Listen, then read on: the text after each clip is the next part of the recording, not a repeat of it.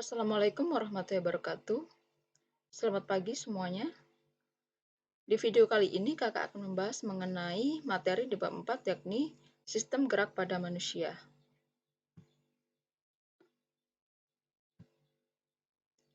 Sebelum kita masuk ke materi, terlebih dahulu kita harus mengetahui apa saja sih bagian-bagian dari sistem gerak. Nah, bagian-bagian dari sistem gerak itu ada 3 komponen utama, yakni alat gerak pasif, alat gerak aktif, serta kelainan dan teknologi yang berhubungan dengan sistem gerak.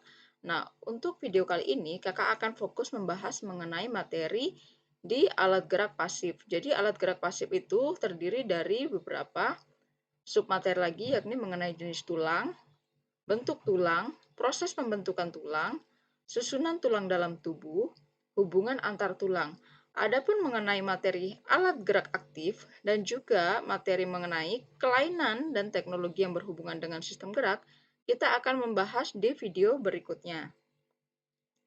Kita masuk di materi yang pertama, yakni mengenai alat gerak pasif. Sebelum kita melanjutkan ke materi, kita harus terlebih dahulu mengetahui apa itu sistem dan apa itu gerak. Kenapa sih kita perlu tahu? Karena sistem gerak manusia ini merupakan judul atau tema utama dalam proses pembelajaran. Nah, sebelum kita masuk ke materi, kita harus terlebih dahulu mengetahui maksud dari tema yang akan dibahas. Sehingga kita perlu tahu apa itu sistem, apa itu gerak. Nah, sistem sendiri itu memiliki definisi yang sederhana, yakni sekumpulan komponen yang saling berkaitan. Sedangkan gerak adalah perpindahan dari satu posisi ke posisi lain. Sehingga jika digabungkan kedua kata ini mengenai sistem dan juga gerak, maka diperoleh definisi bahwa sistem gerak adalah interaksi antar komponen dalam tubuh yang mengakibatkan adanya gerak tubuh. Nah, komponen-komponennya itu apa saja sih yang mengakibatkan adanya gerak di dalam tubuh? Itu ada dua, yakni alat gerak pasif dan juga alat gerak aktif. Nah, komponen sistem gerak ini, alat gerak pasifnya adalah tulang, sedangkan alat gerak aktifnya adalah otot.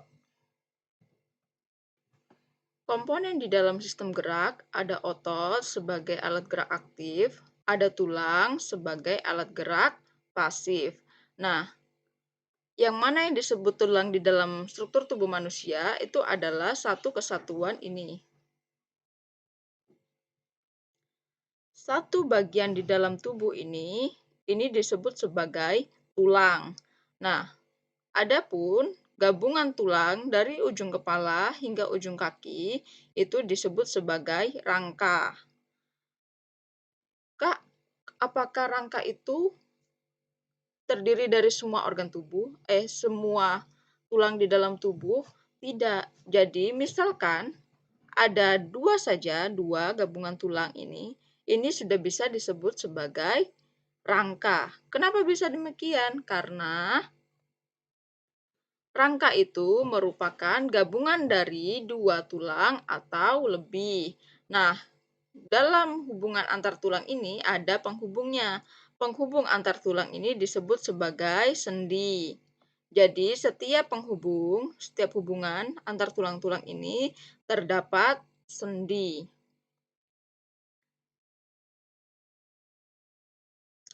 Ini merupakan definisi dari komponen penyusun sistem gerak pada manusia. Ada tulang, tulang adalah jaringan dengan struktur keras dan kaku yang membentuk kerangka manusia. Sedangkan otot adalah sebuah jaringan dalam tubuh manusia dan hewan yang berfungsi sebagai alat gerak aktif untuk menggerakkan tulang. Kenapa sih otot itu bisa menggerakkan tulang? Nanti kita akan bahas di video pada alat gerak aktif. Nah, otot juga didefinisikan sebagai kumpulan jaringan otot yang saling berkontraksi sehingga menghasilkan gerakan. Jadi, gerakan yang dihasilkan oleh tubuh itu diakibatkan oleh adanya kontraksi. Lalu, sendi itu apa? Sendi adalah penghubung antar tulang dan membantu tubuh dalam bergerak. Sehingga tadi tulang-tulang yang sudah bergabung yang dihubungkan oleh sendi itu membentuk yang namanya sistem rangka manusia. Sistem rangka manusia adalah rangkaian tulang dan sendi yang menjadi dasar bentuk tubuh manusia. Kita masuk ke materi yang pertama, yakni mengenai alat gerak pasif. Alat gerak pasif yang pertama itu ada jenis tulang. Di materi yang pertama ada jenis tulang. Jenis tulang ada dua, ada tulang rawan dan juga ada tulang keras atau osteon.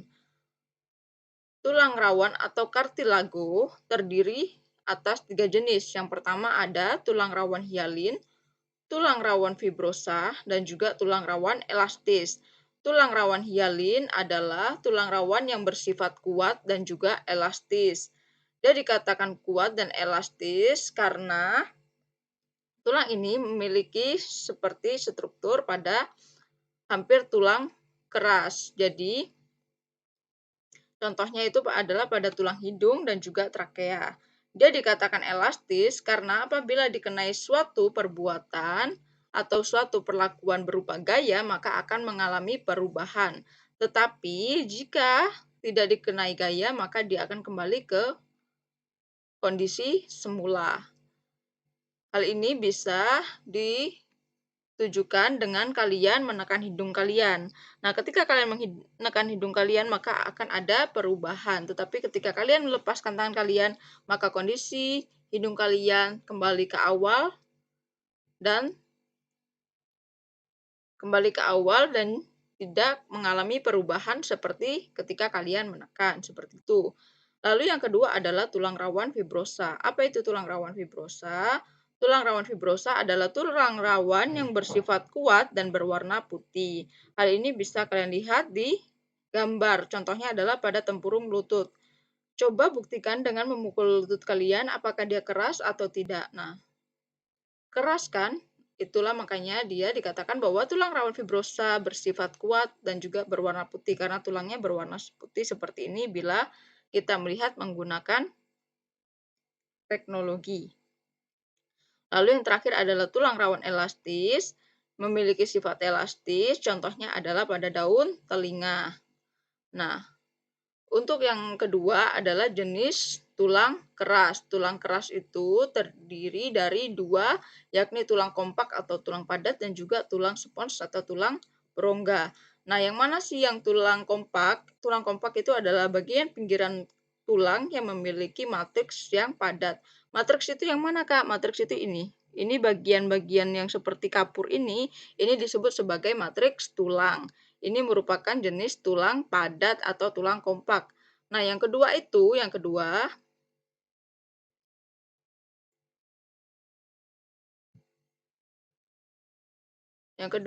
ini ada tulang spons. Tulang spons itu yang mana? Tulang spons itu yang bagian tengah ini. Nih, ini bagian tengah ini merupakan tulang spons. Sedangkan yang bagian ini tulang spons. Sedangkan yang bagian pinggir tulang ini bagian pinggir tulang, ini disebut sebagai tulang padat atau juga tulang kompak, seperti itu.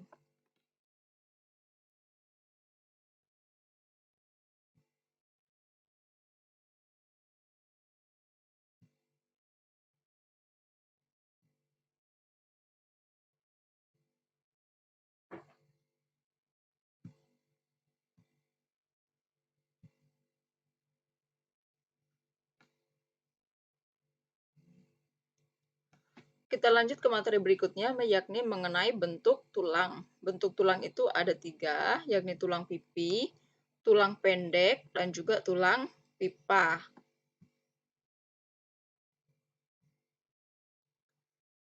Yang termasuk ke dalam tulang pipi adalah tulang tengkorak, tulang belikat, dan juga tulang pinggang.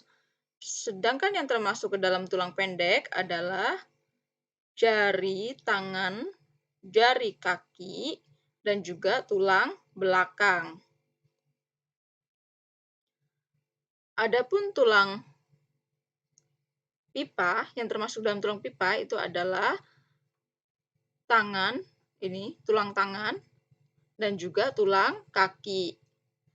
Adapun tulang dada dan juga tulang dada dan juga tulang rusuk itu termasuk ke dalam jenis tulang pipi.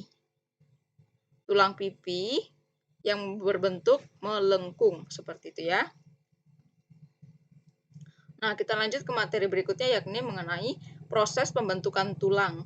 Jadi, proses pembentukan tulang itu dimulai ketika kita masih di dalam kandungan. Lebih tepatnya adalah di usia 9 minggu. Di mana pada usia 9 minggu, tulang pada embrio di dalam kandungan itu mulai membentuk leher tulang. Leher tulang itu apa? Leher tulang ini yang bagian tengah atau disebut juga sebagai pusat osifikasi. Lalu proses berikutnya adalah pembentukan atau pengurangan matriks di bagian tengah. Ini disebut juga mengalami proses kalsifikasi atau pengapuran pada tulang. Nah, setelah terjadi proses pengapuran tulang, proses berikutnya adalah pembentukan tulang spons. Tulang spons tadi yang bagian tengah tadi ya, sudah dipelajari. Tulang spons bagian tengah ini ditandai dengan adanya pembuluh darah yang mulai terbentuk. Lalu proses berikutnya adalah mulai terbentuknya pusat osifikasi sekunder. Nah, kalau yang di tengah ini namanya pusat osifikasi primer, kalau bagian ujung-ujung tulang ini disebut sebagai pusat osifikasi sekunder. Ini yang berwarna merah ini merupakan pembuluh darah, seperti itu. Lalu proses yang terakhir itu terjadi ketika bayi, ini tadi prosesnya sudah terbentuk seperti ini ketika bayi lahir. Nah, ketika kita berada di usia anak-anak, ini sudah terbentuk spons, tulang spons di bagian pusat osifikasi sekunder tadi. Jadi terbentuklah tulang. Kita masuk ke materi yang keempat, yakni mengenai susunan tulang dalam tubuh. Nah, susunan tulang dalam tubuh itu ada dua, yakni skeleton aksial. Skeleton aksial dan juga skeleton apendikular. Nah, skeleton aksial itu disebut juga dengan sumbu tubuh, sumbu utama tubuh.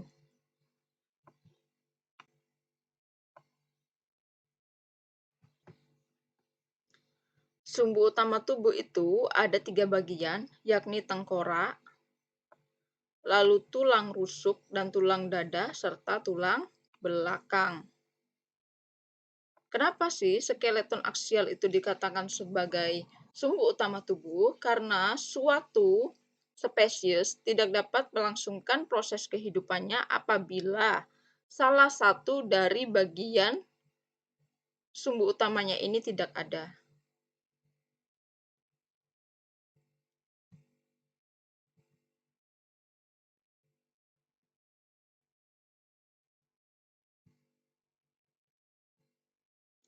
Kita lanjut ke materi berikutnya yakni mengenai skeleton apendikuler. Nah, skeleton apendikuler ini dikenal juga sebagai alat gerak atau alat gerak pada suatu organisme. Nah, skeleton apendikuler ini terdiri atas 2 bagian, yakni tungkai atas. Tungkai atas itu merupakan tangan dan sedangkan tungkai bawah itu merupakan kaki. Jadi kalau ditanya yang bagian dari skeleton aksial yang mana saja, skeleton aksial ada 3 bagian, ada tulang tengkorak, tulang dada dan tulang rusuk serta ada tulang belakang. Adapun tulang tangan dan tulang kaki itu termasuk ke dalam skeleton apendikuler.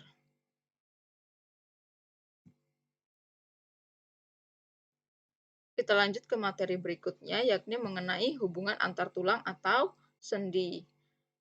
Hubungan antar tulang atau sendi terbagi menjadi 3, yakni ada sinartrosis, amfiartrosis, dan juga diartrosis. Nah, sinartrosis itu disebut juga sebagai sendi mati. Kenapa dikatakan sebagai sendi mati? Karena sendi yang menghubungkan tulang ini tidak dapat melakukan pergerakan. Contohnya sendi mati itu terdapat pada tengkorak manusia dan juga tulang tengkorak pada spesies lainnya. Lalu yang kedua adalah amfiartrosis. Amfiartrosis dikatakan juga sebagai sendi kaku. Contohnya adalah pada tulang belakang manusia. Nah, diartrosis adalah sendi di dalam tubuh manusia maupun spesies hewan lainnya yang mampu bebas melakukan pergerakan. Nah, diartrosis ini terbagi menjadi 6 bagian, yakni ada sendi peluru, sendi putar, sendi luncur, sendi pelana, sendi engsel, dan juga sendi kondiloid.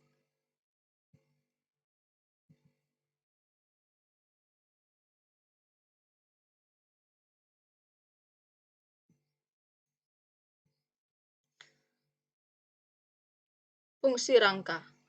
Kita masuk ke bagian materi terakhir di materi alat gerak pasif, yakni mengenai fungsi rangka.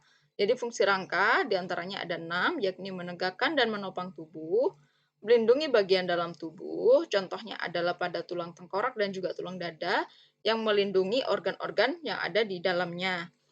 Alat gerak pasif memberi bentuk tubuh, tempat terbentuknya sel darah merah dan sel darah putih. Hal ini berkaitan dengan tadi proses pembentukan tulang, di mana di dalam tulang itu terdapat sumsum. Nah, sumsum inilah yang menjadi tempat pusat terbentuknya sel darah merah dan juga sel darah putih. Lalu yang terakhir adalah rangka berfungsi sebagai tempat melekatnya otot. Mungkin sekian materi yang dapat saya sampaikan, silahkan dipelajari. Nanti kita akan membahas bersama-sama di pertemuan. Sekian dari saya. Wabillahi taufiq wal hidayah. Wassalamualaikum warahmatullahi wabarakatuh.